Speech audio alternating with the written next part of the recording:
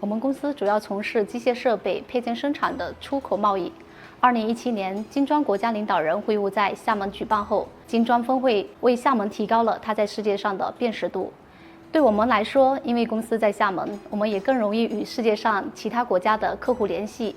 金砖峰会后，来自俄罗斯、印度、巴西等金砖国家的客商咨询越来越多。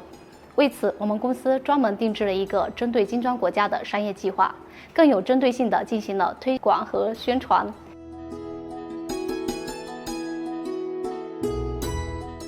2017年以后，我们主要聚焦在开拓金砖国家市场，比如俄罗斯、巴西、印度等。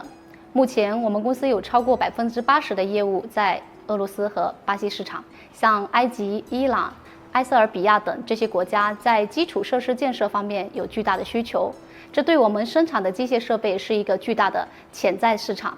另外，金砖国家成员之间也在出台各种政策，相互降低贸易壁垒和贸易成本。这对于我们出口企业来说是实实在在的利好。我们对金砖合作的未来充满信心，我们将跟随着金砖合作的步伐，继续深耕金砖国家市场。